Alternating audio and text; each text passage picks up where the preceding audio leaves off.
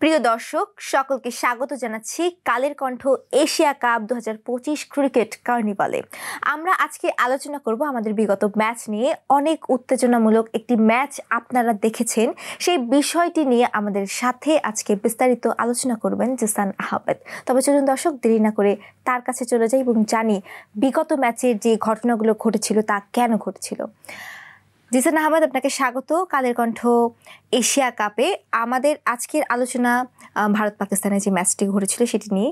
ইতিমধ্যে সর্বপ্রথম যে প্রশ্নটি, হ্যান্ডশেক কেন করলো না ম্যাচ শেষে, এই বিষয়টা যদি আমাদের দর্শকদেরকে আপনি বলতেন। দেখেন, এই একটা বিষয় যেটা নিয়ে এখন পুরো ক্রিকেট দুনিয়ায় আলোচনা হচ্ছে যে ইন্ডিয়া পাকিস্তান ম্যাচ মানেই আসলে এরকম উত্তেজনা তৈরি হবে, স্বাভাবিক, সেটা মাঠের ভেতরে। তবে ম্যাচ শেষে কেউ কারোর সাথে হ্যান্ডশেক করবে না। ইভেন টস যখন হয়, টসের সময় আসলে টস একজন হারবে একজন জিতবে, স্বাভাবিক। এবার আমরা দেখি যে গ্যাস্টার দেখানোর জন্য হ্যান্ডশেকটা হয়, সেটাও হয়নি। এবং ম্যাচের থেকে ম্যাচে কে ভালো কে খারাপ খেললো এই নিয়ে কিন্তু এখন আলোচনা হচ্ছে না। আলোচনা সব একটা জায়গায় যে কেন ভারতীয় প্লেয়াররা পাকিস্তানি প্লেয়ারদের সঙ্গে ম্যাচ শেষে হ্যান্ডশেক করলো না। ইভেন এই ঘটনার জন্য পাকিস্তানের যেই ক্রিকেট বোর্ড এবং পাকিস্তানের যারা এক্স ক্রিকেটার, তারাও আসলে এই এসিসি, এশিয়ান ক্রিকেট কাউন্সিলের কাছে আসলে আবেদন জানিয়েছে। এখানে তারা আইসিসিকেও ইনক্লুড করার চেষ্টা করেছে যে আপনারা এটার একটা বিষয় করুন। কিন্তু এই বিষয় আসলে দেখার কিছুই নেই। অনেকেই ভেবেছিল যে পাকিস্তানের পক্ষ থেকে যেই একটা প্রতিবাদমূলক ভাষা ব্যবহার করা হয়েছে, যে একটা স্টেপ নেওয়া উচিত ভারতীয়দের বিপক্ষে, যে কেন তারা এটি করলো না।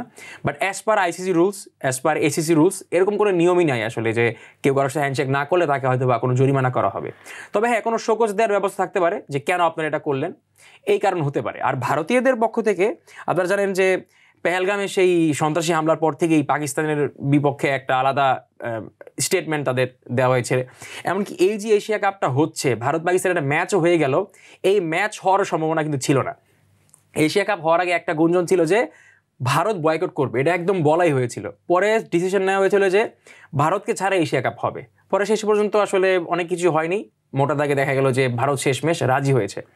আমরা এই জিনিসটাতে একটা উদ্দেশ্যমূলক ছিল, যার প্রমাণ আমরা পাই আসলে সূর্য কুমার যাদব, ইন্ডিয়ান ক্যাপ্টেন। তিনি যখন ম্যাচ শেষে প্রেস কনফারেন্সে আসেন তখন বলেন যে তারা আসলে এখানে তাদের হারাতে এসেছিল এবং তারা পেহেলগামে যেই আসলে যারা মারা গিয়েছিল তাদের পক্ষে আছেন এবং ভারতীয় সেনাদের পক্ষে আসেন, তাদেরকে তারা কনফিডেন্স দিতে চান। মানে বিষয়টা হচ্ছে এই ম্যাচটায় ক্রিকেট থেকে রাজনীতি অনেক বেশি বড় জায়গা করে নিয়েছে। এই প্রশ্নটিতেই আমি আসতে যাচ্ছিলাম কিছুক্ষণের মধ্যে, যে মানে আপনার প্রশ্নের উত্তরটা, মানে আমার প্রশ্নের উত্তরটা আপনার দেওয়ার পরে আমি এটি জানতে চাচ্ছিলাম যে কোনো কারণে কি মানে ভারত এবং পাকিস্তান এই তাদের খেলাটাকে একটি পলিটিক্সে রূপান্তর করেছে কিনা, এই বিষয়টি নিয়ে আপনার কি মনে হয়? অবশ্যই দেখেন, আপনি বিশেষ করে বলতে হয় ভারতীয়দের পার্সপেক্টিভ থেকে, পাকিস্তানিরা কিন্তু ম্যাচ শেষে ওয়েট করেছিল যে তারা হয়তো বা হ্যান্ডশেক করবে, কারণ টসের সময় দুই ক্যাপ্টেন হ্যান্ডশেক করেনি। এবং আমরা দেখলাম যে পাকিস্তানের যে কোচ, সেই কোচ কিন্তু প্রেস কনফারেন্সে এসে বলেছিলেন যে আমরা সবাই প্রস্তুত ছিলাম, আমরা ভেবেছিলাম হ্যান্ডশেক করিনি, এটা খুবই দুঃখজনক। আমরা দেখলাম ওয়াসিম আকরাম এই বিষয়ে কথা বলেছেন, আসিফ লতিফ কথা বলেছেন, মানে পাকিস্তানের অনেক সাবেক ক্রিকেটার বলেছিলেন যে এই গ্যাসচারটা না দেখালেও হতো। কিন্তু ইন্ডিয়ানদের পার্সপেক্টিভ ছিল এরকম যে তারা একেবারে প্রস্তুত ছিল যে পাকিস্তানকে কোনোভাবেই তারা ম্যাচে জিততে দিবে না, যে জায়গায় তারা সফল, খুব ডমিনেট করে তারা পাকিস্তানকে হারিয়েছে। মনে হয়েছিল যে কোনো ছোট একটা দল, পাকিস্তান না, ভারত ডমিনেট করে ম্যাচ জিতেছে। কিন্তু ম্যাচ জেতার পরে যে আসলে আমরা সবসময় বলি cricket is a gentleman game, তো ওই জায়গায় ভারতীয়দের সমালোচনার জায়গায় তৈরি হয়েছে। এবং স্টেটমেন্ট অফ ইন্ডিয়ান ক্রিকেটার্স, তারা পরবর্তী ম্যাচ মানে যদি পরের রাউন্ডেও পাকিস্তান যায়, সেক্ষেত্রে তাদের মোটিভ একই থাকবে যে আসো, তাদেরকে হারাও, চলে যাও, কোনো কথাবার্তা হবে না, কোনো কিছু হবে না। কিন্তু এখানে আমি একটি প্রশ্ন আমার যুক্ত করতে চাই যে আপনি মাত্রই বললেন যে ডমিনেট করেছে, বা মানে এখানে মনে হচ্ছে যে নির্যাতিত হয়েছে, আপনার কথা যেটা মনে হচ্ছে। কোনো খেলায় কি নির্যাতিত বা নির্যাতন করতে পারে কোনো দল আরেকটা দলকে? এটা তো আমার মনে হয় না, আমি জানি না আপনি এটা কেন বললেন। আর আরেকটা জিনিস আমরা জানতে চাই, পাকিস্তানের বিগত ম্যাচের ল্যাকিংসগুলো কোথায় ছিল, আর সেই সাথে জানতে চাই এটাও, ভারত কিভাবে এত শক্তিশালী দল। আচ্ছা, আমি শেষ প্রশ্ন থেকে শুরু করি। এশিয়া কাপের সর্বোচ্চ ট্রফি জয়ী দলটার নাম হচ্ছে টিম ইন্ডিয়া। শুধু এশিয়ার সেরা দল না, আপনি বলতে পারেন যে ওয়ার্ল্ড ক্রিকেটের টপ 2-3 টিমের মধ্যে একটা হচ্ছে ইন্ডিয়া। আপনি দুনিয়ার সেরা টিম বলতে কিন্তু আপনি ওই অস্ট্রেলিয়া, ইংল্যান্ড আর হচ্ছে টিম ইন্ডিয়াকে বোঝান। আপনার শেষ প্রশ্ন থেকে শুরু করি, কেন ইন্ডিয়ান ক্রিকেট এত স্ট্রং, বিশেষ করে টি-20 ফরম্যাটটা? আপনি দেখেন দুনিয়ার সবচেয়ে বড় ফ্র্যাঞ্চাইজি লিগ হচ্ছে আইপিএল, ইন্ডিয়ান প্রিমিয়ার লিগ, সেটা কিন্তু ইন্ডিয়ানদের। দুনিয়ার প্রত্যেকটা ফেমাস প্লেয়ার, ভালো প্লেয়ার, খারাপ প্লেয়ার, সবারই স্বপ্ন থাকে যে আইপিএলে খেলার। আইপিএলে খেলার পর ব্র্যান্ড ভ্যালু কি হতে পারে সেটা আমরা কিন্তু সাকিব আল হাসান, মুস্তাফিজুর রহমানের বেলায় দেখেছি যে তারা আইপিএলে খেলার পর কতটুকু ক্রেজ বাংলাদেশে পেয়েছে। এখন আইপিএল এমন ব্র্যান্ডের ক্রিকেট খেলে যেটা সাধারণ ক্রিকেট থেকে 2 বছর আগে। মানে আপনাকে আমি সহজ ভাষায় বুঝাই, ধরেন গেল বছরের আইপিএলে যে ধরনের খেলা হয়েছিল তা ক্রিকেট থেকে 2 বছর অনেক এগিয়ে ছিল, যার কারণে তারা প্রতিবার আইপিএলে বড় বড় প্লেয়ার তৈরি করে। আপনি দেখেন শাহিন আফ্রিদি পাকিস্তানের একমাত্র পেসার, আমরা দেখলাম আগের ম্যাচে খেললো। ভারত পাকিস্তানের ম্যাচ, ভারতীয় প্লেয়ার বা পাকিস্তানের প্লেয়ার কিন্তু ভয় থাকবে যে ম্যাচ শুরু হয়েছে, একটু আতঙ্কের বিষয়, একটু ক্রিজে থাকি। আমরা দেখলাম অভিষেক শর্মা, শাহিন আফ্রিদি, পাকিস্তানের টপ বোলার, ইনিংসের প্রথম বলে বাউন্ডারি হাঁকালেন, তা আবার পিচ এর থেকে সামনে এসে ডাউন দ্য উইকেটে বাউন্ডারি মারলেন। প্রথম বলে বাউন্ডারি মারার পর কিন্তু পরে বল ডিফেন্স করতে পারতেন চাইলে। আমরা দেখলাম অভিষেক শর্মা পরে বলে তিনি ছক্কা মেরেছেন। তার মানে শাহিন আফ্রিদির বিপক্ষে ইনিংসের প্রথম 2 বলে 10 রান নেওয়া, এটা কিন্তু একটা স্টেটমেন্ট যে we are here to dominate the opponent team. আর আইপিএলে এত পরিমাণ প্লেয়ার প্রডিউস হয়, আপনাকে একটা কথা বলি, সূর্য কুমার যাদব ইন্ডিয়ান ক্যাপ্টেন, তিনি কিন্তু আইপিএল প্রোডাক্ট। শুভমান গিল হয়তো বা আন্ডার-19 খেলে এসেছেন, তার ব্যাপারটা আলাদা। Abhishek Sharma IPL product. আপনি দেখবেন যে Sanju Samson IPL product, Shubman Dube IPL product, Hardik Pandya নিজে আইপিএল প্রোডাক্ট। প্রত্যেকেই আসলে আইপিএলটাকে ওন করে, যার কারণে তারা ওই কঠিন ম্যাচগুলো তারা খেলে ফেলে। বিপিএল, সিপিএল, অন্য ফ্র্যাঞ্চাইজি লিগগুলোতে আমরা ভালো প্লেয়ার পাই না, বাংলাদেশ বিপিএলে তো ভালো প্লেয়ার আসে না, কিন্তু আইপিএলে কি হয়, দুনিয়ার সব ভালো প্লেয়াররা খেলতে আসে, তো যার কারণে ইন্ডিয়ার লোকাল প্লেয়াররা তাদের এক্সপিরিয়েন্স হয়ে যায় বড় বড় প্লেয়ারদের সাথে খেলায়। তো তাদের এই নার্ভ, মানে বিষয়টা বলতে চাচ্ছি, যখন আফ্রিদি বলটা করলেন, অভিষেক শর্মা ভাবেনি যেটা শাহিন আফ্রিদি, কারণ তিনি মিচেল স্টার্কের মতো বলারকে প্রথম বলে 4-6 মেরে দেন। তার মানে এই যে প্র্যাকটিসটা, সেটা শুধুমাত্র আইপিএল এর কারণে। তো ইন্ডিয়ান ক্রিকেট ভালো হচ্ছে শুধু এই কারণেই যে তাদের আইপিএল প্রোডাক্টগুলো ন্যাশনাল টিমে খেলে। আর আপনার আরেকটা প্রশ্ন ছিল যে কেন ইন্ডিয়া এত ডমিনেট দিয়ে খেললো এবং পাকিস্তানের ল্যাকিংস কোথায় ছিল। ইন্ডিয়ার ডমিনেন্সের কারণ হচ্ছে কি, আপনার মাইন্ডসেট। পাকিস্তানের মোহাম্মদ আমির একজন লেজেন্ডারি পেসার, তিনি কিন্তু প্রথম ম্যাচ পরে বলেছিলেন যে আপনি দেখেন, আমি যে কথাটা বললাম একই কথাটা বলেছিলেন তিনি, যে একজন ওপেনার, একজন কম বয়সী ওপেনার যে কিনা রোহিত শর্মা জায়গায় খেলতে নেমেছে, আপনি বুঝেন বিষয়টি, ইম্প্যাক্টটা কতটুকু। সে ইনিংসের প্রথম বলেই কোনো ডয় বর নাই, কিছুই নাই, হাজার হাজার মানুষ গ্যালারিতে, তিনি প্রথম বলে ডাউন দ্য উইকেট গেলেন মারার জন্য এবং 4 মারলেন, পরবর্তী বলে 6 মারলেন, মানে কাউকে গুনাই ধরে নেয় এমন একটা স্টাইলে খেলেছেন। এই থেকে বোঝা যায় তাদের মাইন্ডসেটটা কি। পাকিস্তান আর ভারতের ডিফারেন্স আছে মাইন্ডসেটে। ক্যাপাবিলিটি 19-20 থাকতে পারে, কিন্তু সমস্যা হচ্ছে মাইন্ডসেট। ইন্ডিয়ান বোলিং দেখেন, পুরা মানে তারা বোলিং করছেন অ্যাজ ইফ বল করলেই তো উইকেট পাচ্ছি এরকম, ব্যাটিং করছেন কোনো স্ট্রাগল করতে হয়নি, 2টা উইকেট পর মানে পাকিস্তানের হয়ে 3টা উইকেট নিয়েছে সাইম আয়ুব। মানে পাকিস্তানের যেই বোলারটা উইকেট নিয়েছে সেখানে বোলার না, সে হচ্ছে পার্ট টাইম বোলার, সে উইকেট পেয়েছে। জেনুইন বোলাররা কিন্তু কোনো উইকেট পায়নি। তার মানে পাকিস্তানের বোলিং লাইনআপকে ইন্ডিয়ান ব্যাটসম্যানরা কোনো বোলিংই মনে করে নাই। এর কারণ হচ্ছে মাইন্ডসেট, তারা ওই ভালো ক্রিকেটটা খেলে অভ্যস্ত, ওই জায়গায় তারা হেরেছে। আর পাকিস্তান হেরেছে এক্স্যাক্টলি কথা, সেটা হচ্ছে শর্ট চয়েস এবং অতি উত্তেজনা, এটা বলতে হয়। আপনি দেখেন ইনিংসে প্রথম বলে সাইম আয়ুব আউট হলেন, প্রথম বলটা ওয়াইড গেল, ছেড়ে দিলেন, পরে বলে তিনি মারতে গেল, ওইটা কিন্তু আউট হওয়ার বল ছিল না। মাইন্ডসেট এবং কনফিডেন্স লেভেল এতটা কম ছিল, পাকিস্তানের টিম কিন্তু বেশি খারাপ ছিল না, কিন্তু মেন্টালিটিতে দিক থেকে তারা আগে থেকে পিছিয়ে গেছে, যে আরে টিম ইন্ডিয়া তো খুব ভালো খেলে, এর আগেই তাদের অবস্থা খারাপ। আর রেগুলার ইন্টারভেলসে উইকেট পড়েছে, আপনি দেখেন 127 কোনো রান নেই।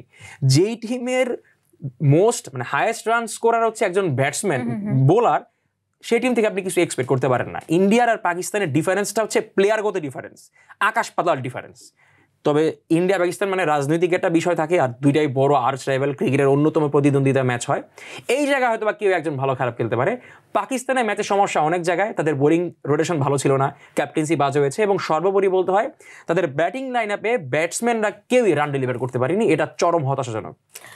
এবার আমি একটু যুক্ত করতে চাই, আপনি যেরকম পাকিস্তানকে নিয়ে বলছেন, বাংলাদেশও যদি পরবর্তী ম্যাচে জিততে পারে, ভারতের সাথে খেলার একটা সুযোগ তাদের আছে, তখন আপনি কি বলবেন যে বাংলাদেশে, আমরা জানি যে বাংলাদেশ টিমে অনেক ল্যাকিংস ইতিমধ্যে আমার দর্শকরা দেখেছে বা তারা চেষ্টা করছে, কিন্তু আপনি যেটা বললেন যে পাকিস্তান যেরকম হতাশায় বা তাদের হয়তো বা নিজস্ব একটা কনফিডেন্স লেভেল অনেক কম ছিল, আপনার কি মনে হয় বাংলাদেশ টিমের কনফিডেন্স লেভেল কতটুকু?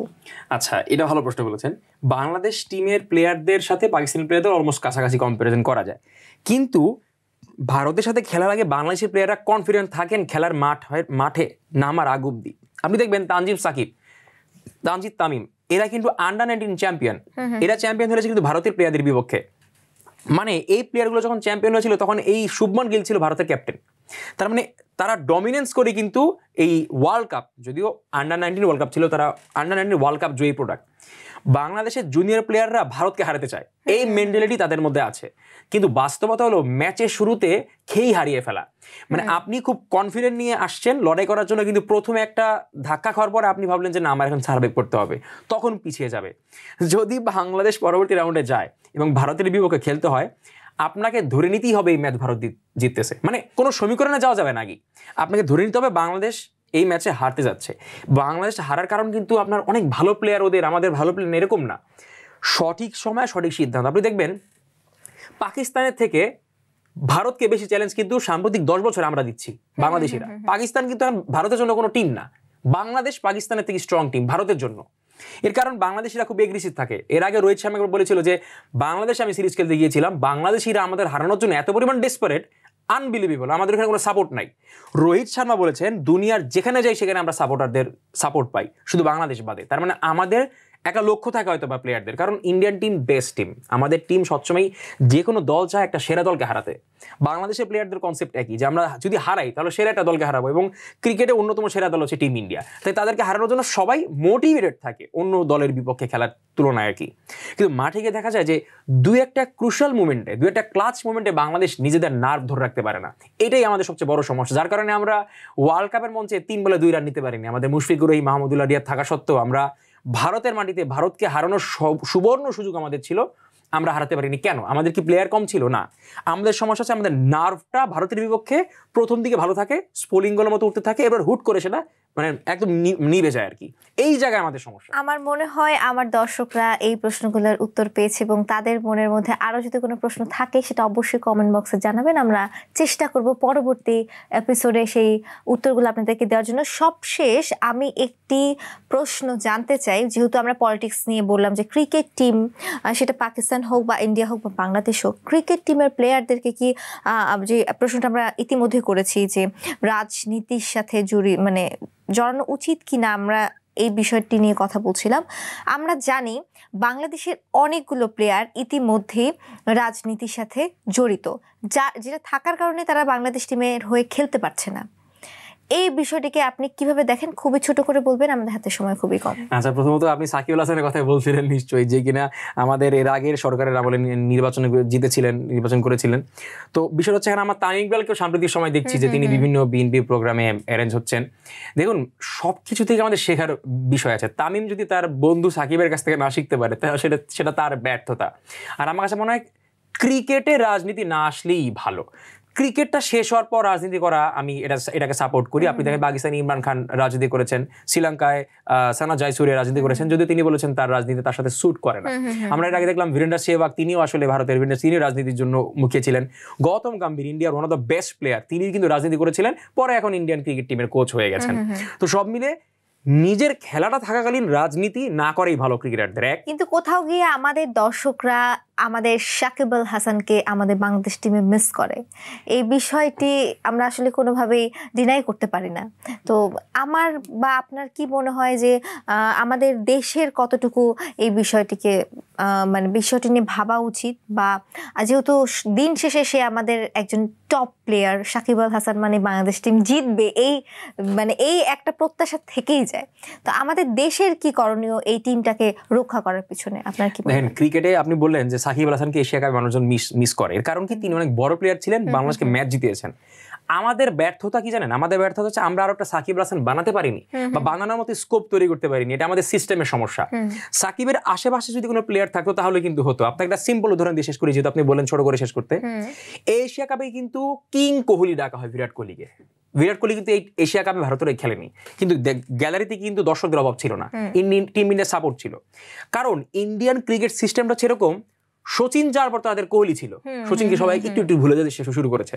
আপনি দেখবেন যে সচিনের এখন জামাতা বলা হয় শুভমান গিলকে, তার মেয়ের সঙ্গে তাদের একটা ভালো সম্পর্ক চলছে, তাকে ধরা হয় পরবর্তী জেনারেশনে বিরাট কোহলি। তার মানে ইন্ডিয়ান ক্রিকেটের পাইপলাইনটা এত স্ট্রং, একজনের জায়গায় একজন খেলতে পারে কোনো কিছুই মনে হয় না। আপনি দেখেন একসময় যুবরাজ সিংকে ধরা হতো ইন্ডিয়ান টিমের সেরা অলরাউন্ডার, কাপিল দেবকে ধরা হতো, কিন্তু এখন কিন্তু হার্দিক পান্ডিয়া ইন্ডিয়ার সেরা প্লেয়ার, কেউ কিন্তু তাদেরকে মিস করে না।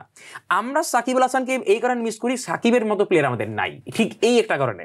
আমরা শূন্যতা অনুভব করলেই যেটা ছিল সেটাকে মিস করি, শূন্যতা অনুভব করলে আপনি কিন্তু আপনার এক্সকে কখনো মিস করবেন না।